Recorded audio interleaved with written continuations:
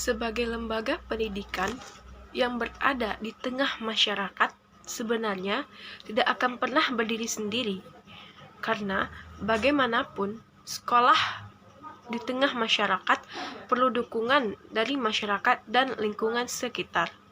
Artinya apa?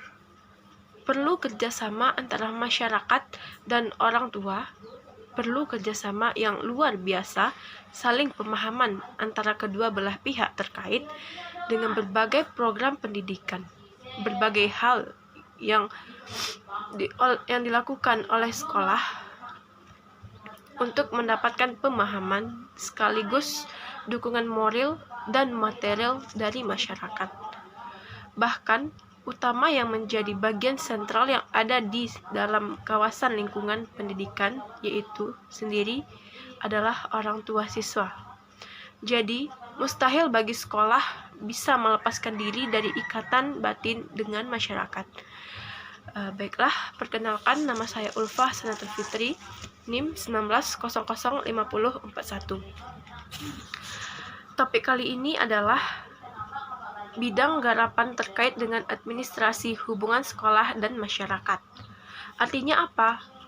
Sekolah tidak bisa jumawa seakan-akan ia bisa berdiri sendiri, membuat program sendiri, melakukan dan menganalisis serta menjalankannya sendiri, tanpa butuh support dan dukungan masyarakat di lingkungannya. Ini akan dianalisis lebih jauh bagaimana sebenarnya bentuk kerjasama, kenapa kerjasama itu perlu, kaitan antara sekolah dan masyarakat sebagai salah satu bidang garapan dalam administrasi pendidikan. Yang pertama kita masuk kepada pengertian.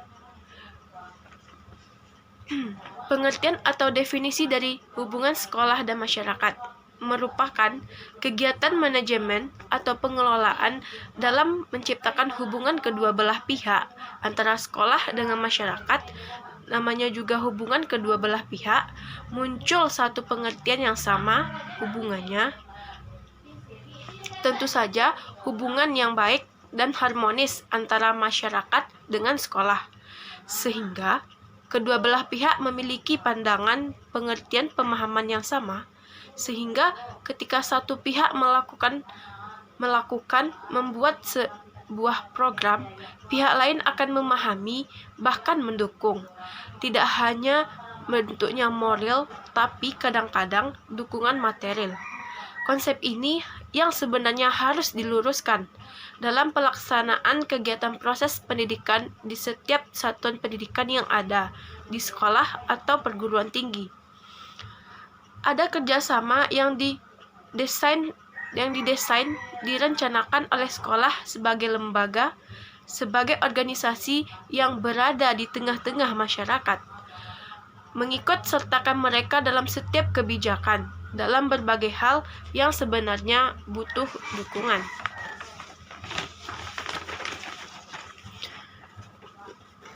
Butuh dukungan dan support dari mereka. Maka ada istilah yang namanya pendidikan adalah ibarat tiga tungku sajarangan. Artinya, ialah ada tiga belah pihak sekolah. Yang pertama ia anak, masyarakat. Masyarakat ini banyak orang tua, masyarakat pada umumnya, masyarakat kerja, dan siapapun yang ada di semua lingkungan sekolah atau lembaga pendidikan.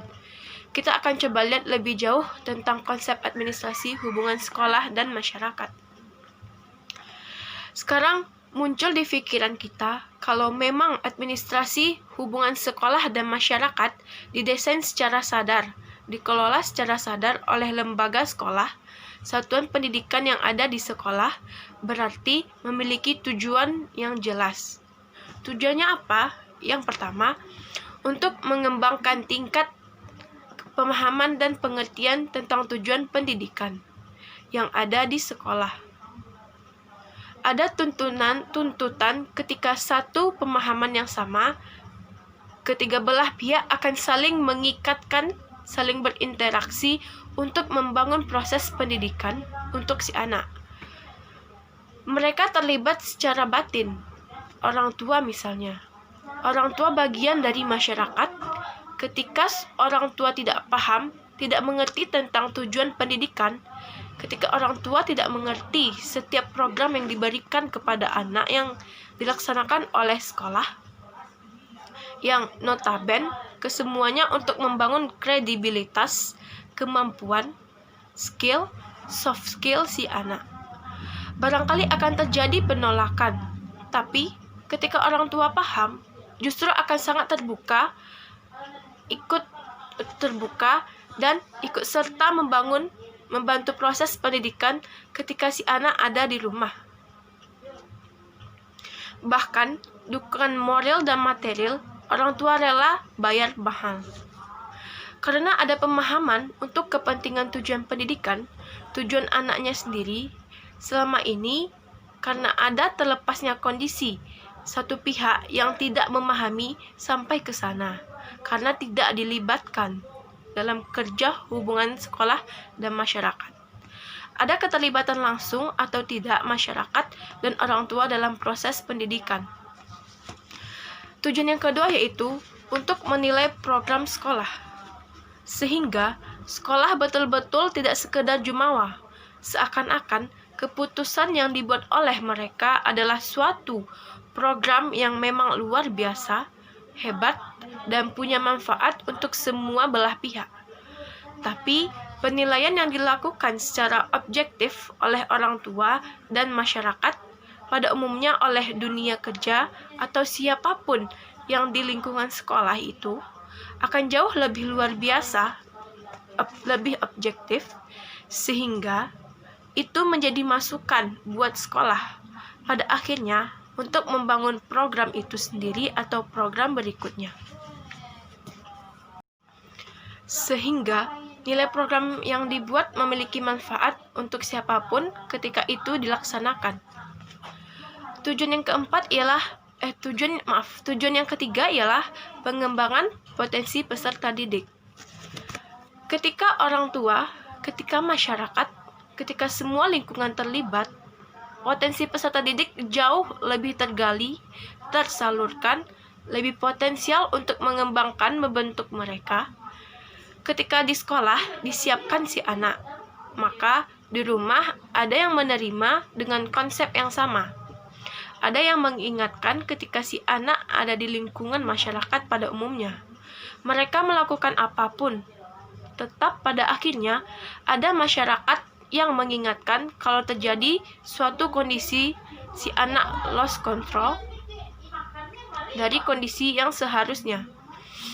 Kesemua bagian saling berinteraksi guna membangun potensi peserta didik. Contohnya, misalnya ada pelajar yang cabut saat jam pelajaran. Jika masyarakat tidak dilibatkan, maka mereka akan sering melakukan hal tersebut. Hal yang tadi yaitu cabut dalam jam pelajaran. Jika masyarakat dilibatkan, maka mereka akan memperingatinya dan hal tersebut tidak akan terjadi lagi kepada para pelajar tersebut. Tujuan yang keempat yaitu mengembangkan pemahaman pentingnya pendidikan sekolah. Tidak semua orang tua, masyarakat, dan lainnya memiliki pemahaman terhadap pentingnya pendidikan. Makanya, mereka harus dilibatkan dalam bentuk pertemuan dan bentuk penyuluhan lainnya tentang pentingnya pendidikan. Mereka dilibatkan, maka lambat laun mereka akan mulai mengerti, mereka akan memberi dukungan dan support. Karena pemahaman itu, karena anak adalah kunci masa depan. Tujuan yang kelima yaitu akuntabilitas publik. Akuntabilitas jauh lebih hebat dari hanya sekedar tanggung jawab.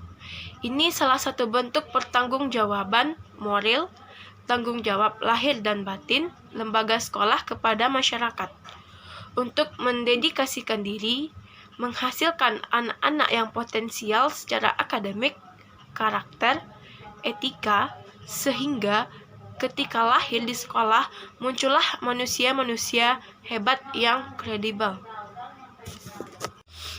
Selanjutnya yaitu fungsi administrasi hubungan sekolah dan masyarakat. Yang pertama, dilihat dari fungsi sekolah dalam masyarakat.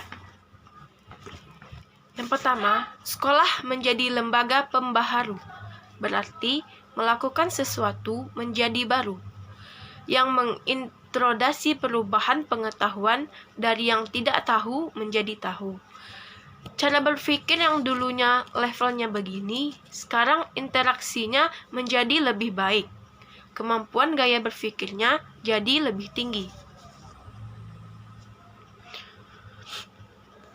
Yang selanjutnya itu, sekolah sebagai lembaga yang akan menyeleksi anak dalam rangka memilih, membeda-bedakan anggota masyarakat menurut kemampuan dan potensinya, dalam hal memberikan pembinaan sesuai kemampuan, agar setiap individu, setiap anggota masyarakat dapat dikembangkan dan dimanfaatkan potensinya semaksimal mungkin, sesuai dengan levelnya.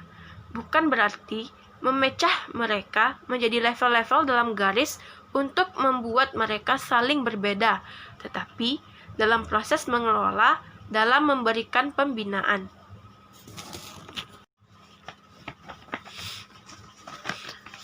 Dan yang ketiga, sekolah sebagai lembaga peningkat mutu kelas yang membantu meningkatkan taraf sosial warga negara, masyarakat yang akan mengurangi sekaligus menghilangkan perbedaan kelas dalam masyarakat. Yang keempat itu, sekolah sebagai lembaga asimilasi yang berusaha mengurangi sekaligus menghilangkan perbedaan-perbedaan atas beragam hal yang terjadi di masyarakat, mulai dari tradisi, adat istiadat, bahasa, kebudayaan, dan lain sebagainya. Dengan tujuan diharapkan dapat menjadi satu titik usaha bagi masyarakat menyesuaikan diri sehingga mereka mampu beradaptasi secara lebih luar biasa dalam persatuan dan kesatuan bangsa. Yang kedua, dilihat dari fungsi masyarakat dalam pendidikan di sekolah. Pada prinsipnya adalah suatu lembaga atau proses yang berasal dari dan untuk masyarakat, dan itu merupakan lembaga sosial yang diselenggarakan dan dimiliki oleh masyarakat, baik secara langsung atau tidak. Sekolah pada prinsipnya merupakan suatu bagian atau komponen dari secara keseluruhan sistem dari kehidupan di masyarakat. Sekolah itu terdiri dari 3 bagian, yaitu input, proses, dan output. Input terdiri dari tujuan, nilai, dan norma yang dianut, yang dijalankan oleh sekolah. Kedua ialah guru, ketiga ialah siswa atau peserta didik, dan keempat fasilitas, dan yang terakhir yaitu biaya. Sementara sekolah itu sendiri adalah proses, semua ada proses pembelajaran selama periode tertentu. Jadi, seluruh input itu akan dimasukkan dalam suatu proses yang panjang. Pada akhirnya akan melahirkan output. Output itu adalah lulusan atau berupa manpower untuk membangun masyarakat, menjadikan manusia-manusia yang sesungguhnya. Nah, dalam keseluruhan sistem itu, masyarakat itu bisa diartikan sebagai apa atau berfungsi sebagai apa. Nah, yang pertama, masyarakat berfungsi sebagai sumber atau supplier.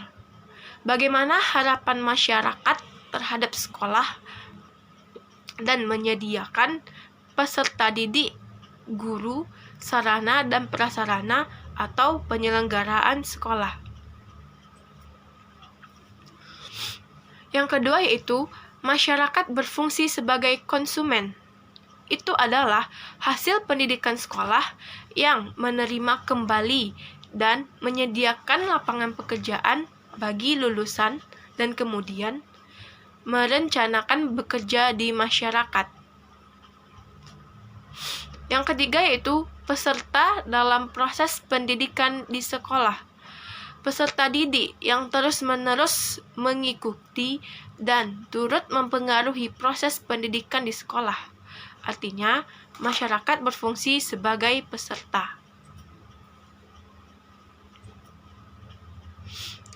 Yang selanjutnya yaitu ada unsur-unsur administrasi hubungan sekolah dan masyarakat. Yang pertama, sekolah. Sekolah sebagai pusat pendidikan formal. Sekolah memang lahir dan berkembang dari pemikiran yang efisiensi dan efektivitas.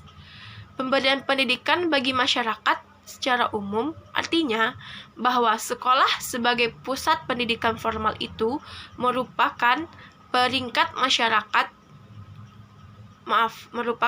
perangkat masyarakat yang diserahi kewajiban dalam proses memberikan pendidikan yang tujuannya merubah paradigma, kemampuan akademik, skill, etika moral, dan segala hal dari manusia, sehingga menjadi manusia yang sebenarnya sesuai dengan amanat undang-undang.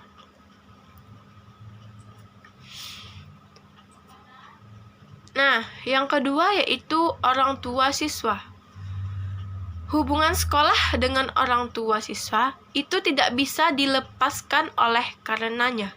Hubungan keduanya itu hendaknya dibawa dalam bentuk hubungan yang konstruktif dengan program sekolah, hubungan timbal balik yang secara langsung sebenarnya saling memberikan impact dan juga seharusnya terbimbing dengan lebih simpatik. Dan ini merupakan tugas kepala sekolah, bagaimana mendesain kerjasama dan saling pengertian orang tua memiliki keterlibatan dalam kegiatan pendidikan. Yang ketiga yaitu ada siswa dan guru. Siswa merupakan unsur utama yang sangat penting. Begitu juga dengan guru. Karena guru menjadi mesin yang akan mengelola atau menjadikan anak menjadi manusia yang sebenarnya. Peserta didik berasal dari lingkungan masyarakat, yaitu dari keluarga yang memperoleh ilmu pengetahuan dengan perantara guru. Melalui gurulah siswa dapat menjadi lebih baik lagi. Selanjutnya ada manfaat terkelolanya administrasi hubungan sekolah dan masyarakat. Yang pertama, penentuan sumber dan kebutuhan belajar. Dengan terjalinnya hubungan baik antar sekolah dan masyarakat, akan jelas sumber dan kebutuhan belajar. Ada masukan-masukan dari masyarakat dan sekolah sebagai penyelenggara, sehingga kedua belah pihak memberikan paradigma yang sama. Yang kedua yaitu tersedianya tempat-tempat penelitian dalam rangka mengembangkan proses pendidikan. Yang ketiga yaitu pemenuhan sarana dan prasarana. Dan yang keempat, pemenuhan sumber dana dan daya. Artinya, sekolah tidak dapat berdiri sendiri tanpa bantuan dan support sistem dari masyarakat, apakah bentuknya materi atau lainnya. Yang terakhir yaitu ada teknik pengelolaan hubungan sekolah dan masyarakat. Yang pertama, laporan kepada orang tua. Artinya, sangat transparan, mulai dari laporan keuangan sekolah tentang perkembangan anak dan berbagai macam hal lainnya. Yang kedua, melalui buletin sekolah. Yang ketiga, surat kabar. Yang keempat, event-event sekolah. Yang kelima, open house atau kunjungan ke sekolah. Dan yang keenam, kunjungan ke rumah siswa. Nah, itulah yang dapat saya sampaikan. Jika ada dan kurang, saya mohon maaf. Saya sudahi dengan Assalamualaikum warahmatullahi wabarakatuh.